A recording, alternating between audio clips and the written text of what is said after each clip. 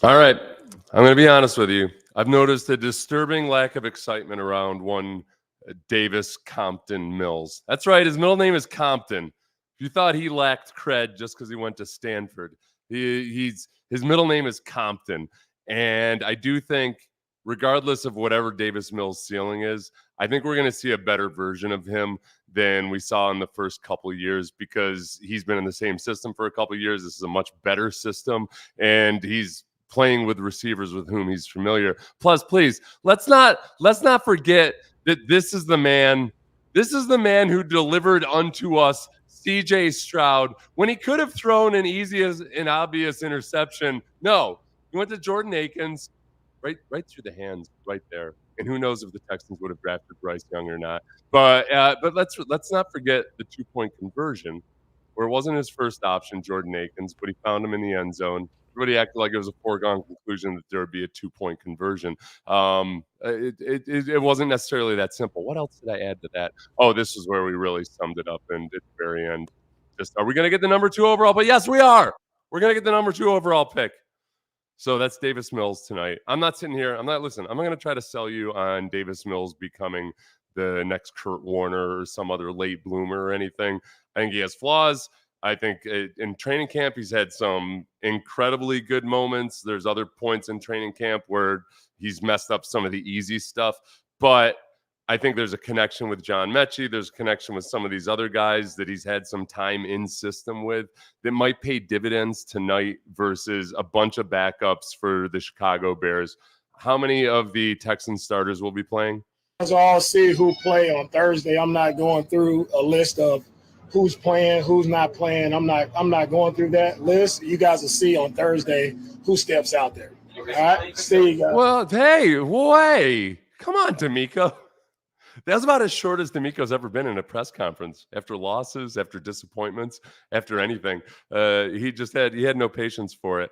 Aaron Wilson reported that John Mechie, Dameon Pierce, and Davis Mills will play. I think most people assume Davis Mills is going to be the starter tonight, but most people, except for yours truly, assumed that he was going to be the starter before the Tennessee game. And that's where the rubber meets the road, really, is that you're looking at a quarterback that was he was not the backup quarterback last year, despite being in the pros for a few years and having been on the depth chart, the backup quarterback. They chose to go with Case Keenum instead. And it just leaves me to wonder exactly how far he's progressed since then with that time in the system. This is Davis Mills talking about being in the second year. Definitely.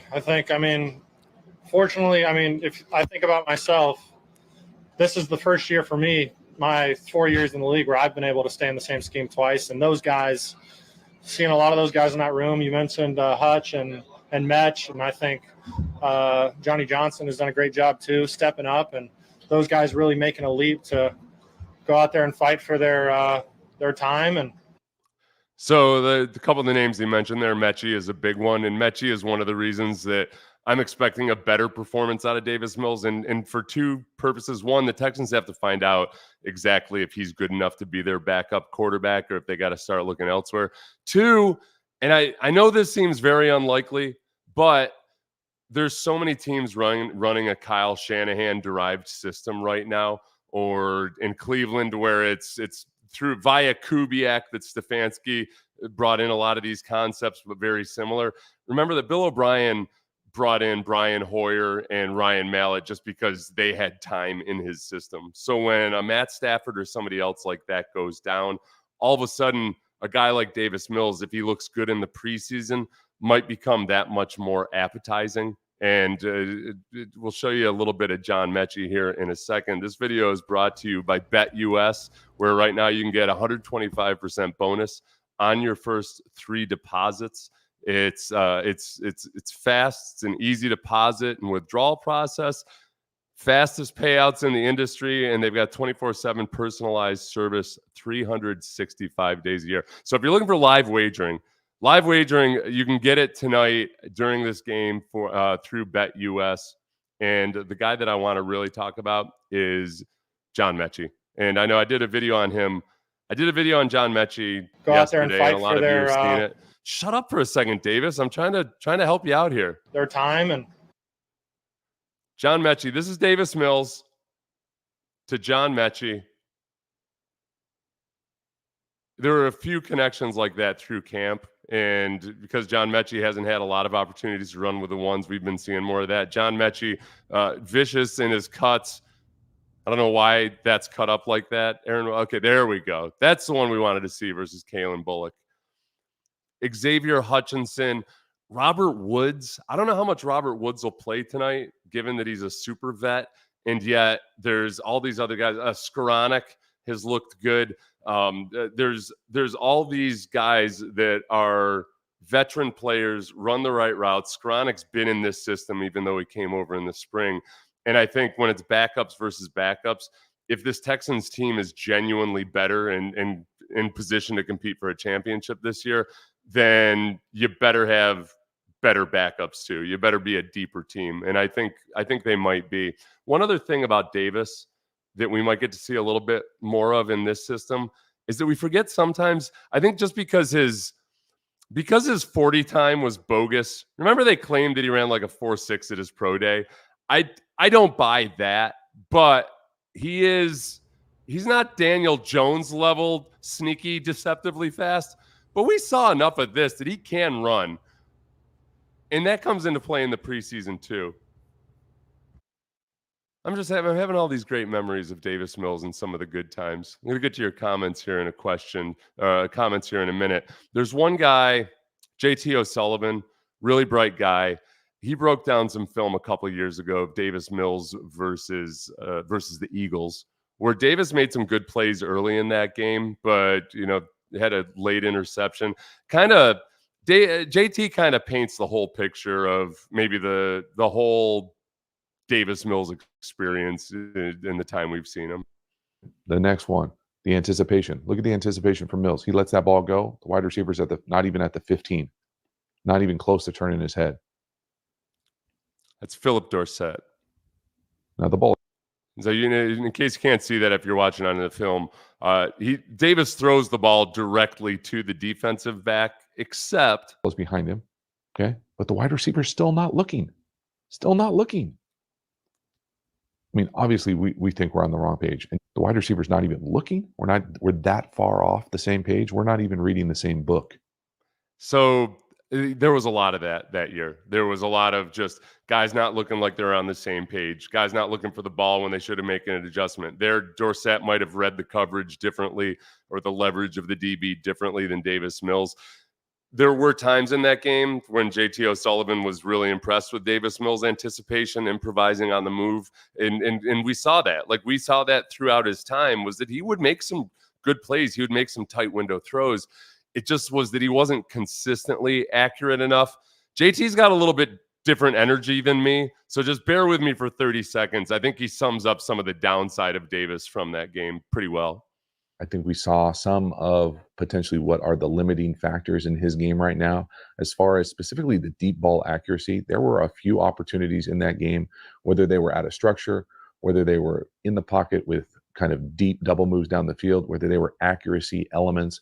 All those things combined, I felt like left a lot of yardage on the field. And then you couple that with some absolute LOL pass protection and just some missed assignments, guys taking massive capital letter L's right in front of your face.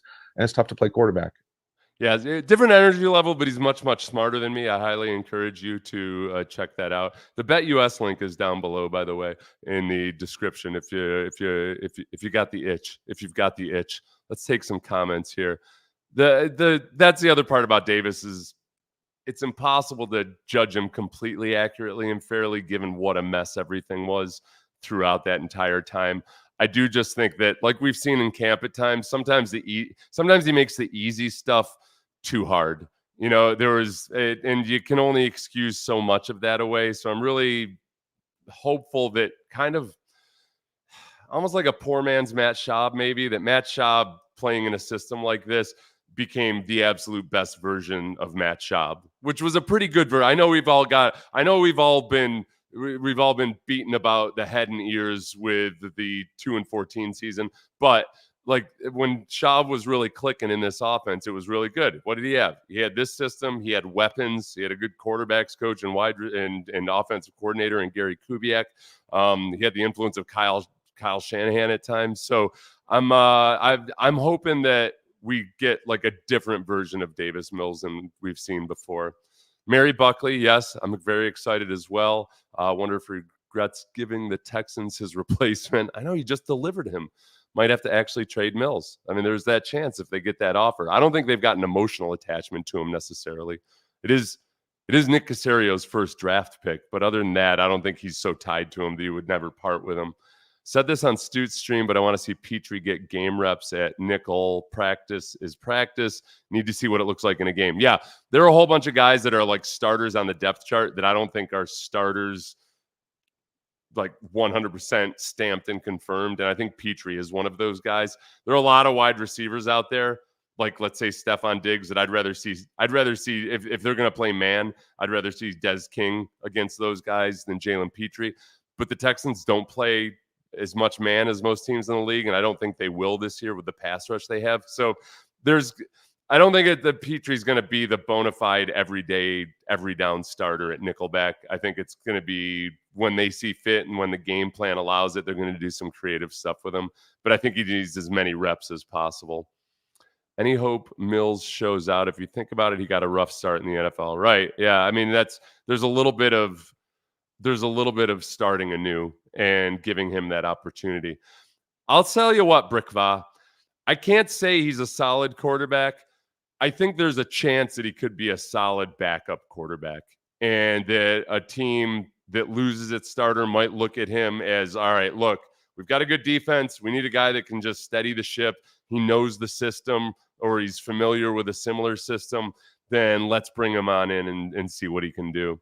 Yeah, Xavier Hutchinson for sure. I've been infatuated with John Mechie, but all those receivers, they're very intriguing. There's a lot of competition right there.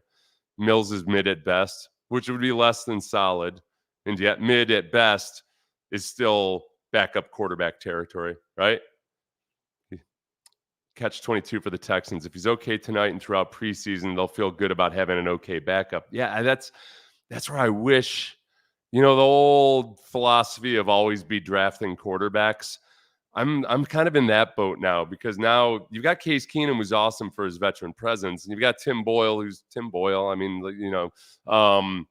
like if they had a younger guy on the roster that maybe that they felt good about and his potential, then it might be easier to let go of Davis Mills.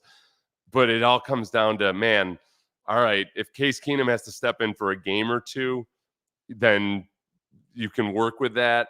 I think his age showed some of his limitations last year, and that's why it didn't feel so great in the second game that he was out there. Other teams will want him if that's the old catch-22. Trade him for a decent pick, maybe. Yep. Downside of Davis is legitimate, but I still think he could start on 10-ish teams. That's interesting. I feel like the over-under might be 5 on that to start the season, depending on how he looks in this system. I've got the problem is I'm trying not to I'm trying not to be biased as I watch him in practice and think about negative past experiences. So, there's a tendency to fixate on the mistakes that Davis makes and excuse the mistakes that CJ makes in practice. It's only natural, right?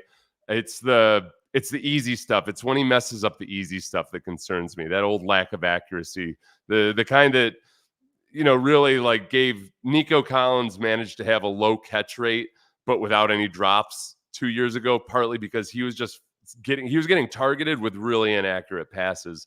And you can blame some of that on the offensive line. At times it was because of Davis Mills. It was very, very imperfect situation. Let's take one more. Sorry, guys. I was just kind of randomly grabbing these. Drafting a mid-round quarterback has to be next year's plan. I agree. Case looks like he saw it last year, but couldn't execute like he was playing CJ on Madden. Case did some things in the game, too, though, that CJ wasn't ready to do yet in terms of checks at the line of scrimmage, on the run plays, kind of controlling and commandeering the run plays more than CJ could at the time, but that's something that CJ has said he's worked on this offseason. That's where he is in his development. I'm going to try to do one that's more all-encompassing before the game, before the pregame show starts at 4 p.m. We'll see if I get to it. But remember, check the BetUS link below to check up live wagering, 125% on your initial deposits up to $2,000. Thanks, everybody. Like, subscribe, all that.